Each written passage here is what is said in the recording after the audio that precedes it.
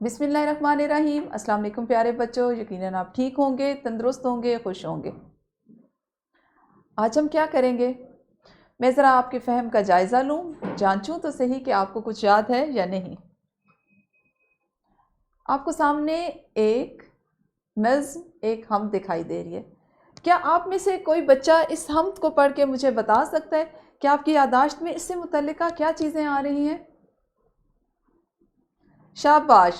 یہ حمد آپ کی گزشتہ جماعت ہشتم سے لی گئی ہے۔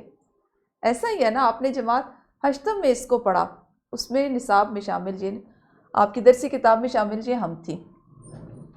آپ کو اس حمد کے بہت اچھے سے سمجھ آئی، آپ نے اس کو سمجھا اور ان تمام سوالات کے آپ نے جوابات دیے، ہے نا؟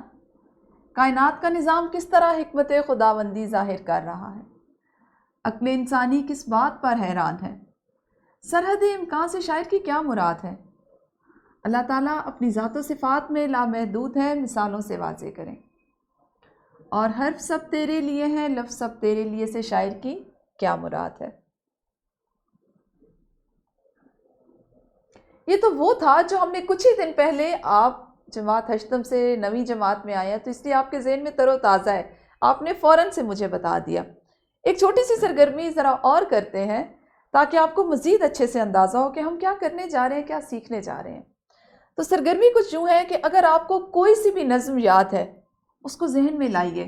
اب یہاں پہ آپ کو آزادی ہے، ملی نظم ہے، کوئی قومی نظم ہے، کوئی نعت ہے، حمد ہے، کچھ بھی جو آپ کو یاد ہو اس کو ذرا اپنے ذہن میں لائیے، اس کو دہرائیے اور کچھ سوالات میں نے آپ کے لیے لکھے ہیں، ان کے جوابات دیجیے۔ ٹھیک ہے جی؟ سب سے پہلے آپ مجھے یہ بتائیں کہ جو نظم آپ کو یاد ہے اس کی کون سی خوبی یا شعر آپ کو بہت دلچسپ لگتا ہے اور اس کی کیا وجہ ہے؟ شاباش، بہت خوب۔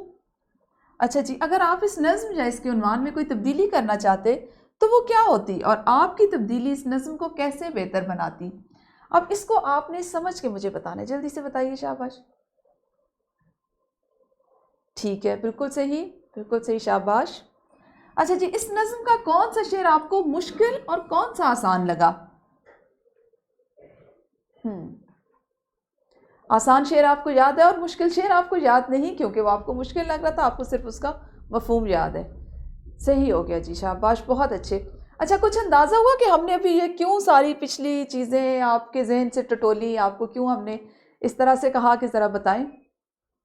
یقیناً آج کے سبق سے تعلق ٹھیک ہو گیا۔ اندازہ کیجئے ذرا، سمجھنے کی کوشش کریں کہ ہم کیا آج سیکھنے جا رہے ہیں۔ جی، ہم نے آج سیکھنا ہے نظم کو فہم کے ساتھ پڑھ کر متعلقہ سوالات کے جوابات دے سکیں۔ سبق آپ جانتے ہیں ہماری درسی کتاب کا پہلا سبق ہے اہم، اور اس کو آج ہم نے انشاءاللہ 5ویں حصے میں مکمل کرنا ہے۔ تو آج کے سبق کی تکمیل کے بعد آپ اس قابل ہو جائیں گے کہ فہم کے ساتھ نظم کو پڑھیں اور اس سے متعلقہ سوالات کے جوابات دے سکیں۔ فہم کے ساتھ نظم پڑھنے سے پہلے ہم کچھ بنیادی چیزوں پہ بات کرتے ہیں، جیسے شاعری پڑھنے کے اسلوب۔ شاعری کو کس طرح سے پڑھا جائے، اس کا پڑھنے کا طریقہ کیا ہے وہ، اور نظموں کا مؤثر طریقے سے کس طرح سے تجزیہ کر سکتے ہیں، اس پہ بات کرتے ہیں۔ تو اسلوب کیا ہے پڑھنے کا، سب سے پہلے ہم وہ دیکھتے ہیں۔ چلیں، آپ میں سے کوئی بچہ ذرا یہ دونوں شعر پڑھ کے مجھے سنائے۔ جی، شاباش، بہت خوب۔ کوئی تو ہے جو نظام ہستی چلا رہا ہے، وہی خدا ہے۔ دکھائی بھی جو نہ دے، نظر بھی جو آ رہا ہے، وہی خدا ہے۔ نظر بھی رکھے سماعتیں بھی، وہ جان لیتا ہے نیتیں بھی۔ جو خانہ لاشعور میں جگمگا رہا ہے، وہی خدا ہے۔ اچھا جی، ہم نے آج کیا سیکھنا ہے؟ یہ تو اسلوب تھا، طریقہ تھا نظم کو پڑھنے کا۔ ہمارے آج سیکھنے کی چیز ہے نظم کی فہم کے طریقے۔ ہم کس طرح سے نظموں کو یا نثر کو سمجھ سکتے ہیں۔ فہم کا کیا مطلب ہوتا ہے؟ سمجھنا۔ تو فہم کے طریقوں میں ہے کہ ہر شعر کو غور سے اور سمجھ کر پڑھیں۔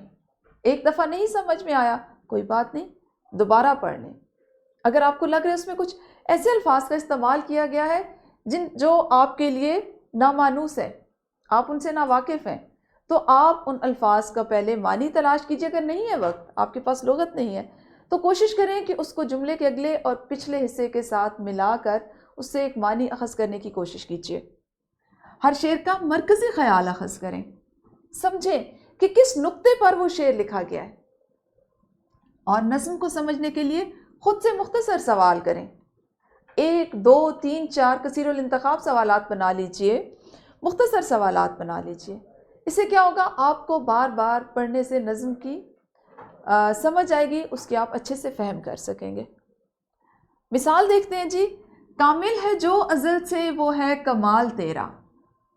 کامل ہے جو ازل سے وہ ہے کمال تیرا، باقی ہے جو ابد تک وہ ہے جلال تیرا. یہ تو ہمارا اس کا اسلوب تھا پڑھنے کا، ہے نا.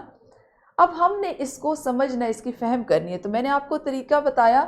ہم دیکھیں گے اس کا مفہوم اور مرکزی خیال. سب سے پہلے شعر پڑھا، اس کو سمجھا، اس کا مفہوم اخذ کیا. مفہوم کیا ہے؟ اللہ تعالیٰ ابتدا سے اپنی ذات و صفات میں مکمل ہے اور ہمیشہ اس کی بزرگی و عظمت قائم رہے گی. یہ اس ایک شعر کا مفہوم تھا.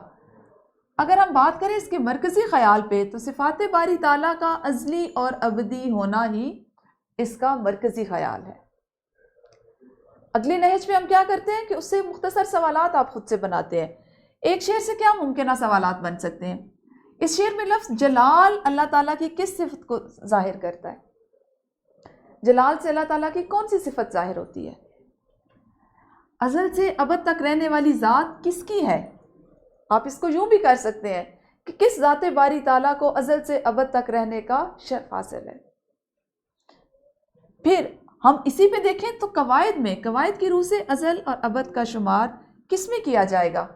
اور آپ جانتے ہیں کہ اسی طرح کی جو چیزیں، یہی والا جو ہمارا حاصل تعلم ہے، یہ ہمارے اسی سبق کی زبان شناسی میں بھی شامل ہے، جس کو ہم ابتدا میں سیکھ چکے ہیں. تو آپ اس کو آرام سے اس کے ساتھ بھی اس کا رابطہ یا اس کا ربط اس سے قائم کر سکتے ہیں. کیا آپ کو اس طرح کرنے سے شعر کی سمجھ آئی؟ یقیناً بہت بہترین انداز میں، کیونکہ یہ سارے کام آپ خود سے کرتے ہیں. اب ہم ان چیزوں کو سیکھنے کے بعد، اچھے سے سمجھنے کے بعد ایک چھوٹی سی سرگرمی کرتے ہیں. بہت آسان سی سرگرمی ہے. ہم، جیسا کہ آپ اس سے واقف ہیں، شامل نصاب حمد ہے، اور اب تک ہم اسے 4-5 مرتبہ پڑھ چکے ہیں. یقیناً بہترین انداز میں اب تک آپ کو اس کی فہم ہو چکی ہوگی، آپ اسے سمجھ چکے ہوں گے. کرنا یہ ہے کہ اس حمد کے، ابھی آپ نے اس ویڈیو کو روکنا ہے، 2-2 کی جوڑیوں میں تقسیم ہو جائیے، اس حمد کو پڑھیں، سمجھیں، اور یہ جو سوالات دیے گئے ہیں ان کے جوابات حمد کی روشنی میں اس کا معنی و مفہوم سمجھتے ہوئے خود سے اخذ کر کے اپنے ساتھی کو بتائیے. اور اس سرگرمی کو کرنے کے لیے آپ کے پاس 5 سے 7 منٹ کا مختصر وقت ہے. ویڈیو کو روکیے اور سرگرمی کیجیے. جی، آپ سب نے یہ سرگرمی کر لی. اس طرح آج ہماری یہ حمد جو ہے ایک حصے میں مکمل بھی ہوگی کہ آپ نے اس کو فہم سے پڑھ کے اس کے سوالات کے جوابات دینا سیکھا. مزید ہم اس پہ کام کریں گے، لیکن ابھی آپ کے پاس ایک اور ورک شیٹ ہے. ورک شیٹ اس لیے بنائی کہ یہ ہم جو ہے اس کو ہم ابھی تک اپنی جماعت میں 4-5 مرتبہ یہاں تک پہنچنے سے پہلے بھی پڑھ چکے ہیں. دیکھنا یہ ہے کہ سیکھنے کا عمل کس حد تک آج کارگر ثابت ہوا، آپ نے کس حد تک اس کو سمجھا کہ فہم آپ کو ہو، سوالات بنا سکیں، جوابات دے سکیں. تو اس کے لیے میں نے آپ کے لیے ایک ورک شیٹ بنائی جس میں ایک اور حمد شامل ہے. آپ نے اس حمد کو اسی طرح سے پڑھنا ہے، اور اس ورک شیٹ کو کرنے کا طریقہ یہ ہوگا کہ آپ 5-5 طلبہ گروہوں میں تقسیم ہوں اور اس ورک شیٹ کو کریں. اور کرنے کے لیے وقت ابھی آپ کے پاس جماعت میں آپ کو وقت دیا جا رہا ہے، اسی میں کیجئے. ویڈیو کو روکیے اور ورک شیٹ کر لیں. جی، یقیناً آپ سب نے اس پہ بہت اچھے سوالات بنائے، آپ کو اس کی سمجھ آ گئی، اور بہت حد تک، بلکہ کافی حد تک ہمارا آج کا جو کام ہے وہ مکمل ہوا. ابھی آپ نے آج چونکہ ایک نئی چیز سیکھ رہے ہیں، تو اس کو آپ نے گھر جا کے بھی اس کی مشق کرنی ہے. اور گھر کے کام میں آپ نے کیا کرنا ہے کہ انٹرنیٹ یا کسی قومی رسالے سے کسی حمد کا انتخاب کرنا ہے. اب یہ آپ کی اپنی مرضی ہے، آپ کی پسند ہے کہ آپ کہاں سے کرتے ہیں. آپ نے اسے فہم کے ساتھ پڑھنا ہے، اور 5 سوالات خود بنانے ہیں جو ابھی آپ نے گروہ میں بنائے، ساتھیوں کے ساتھ مل کر مشاورت سے بنائے.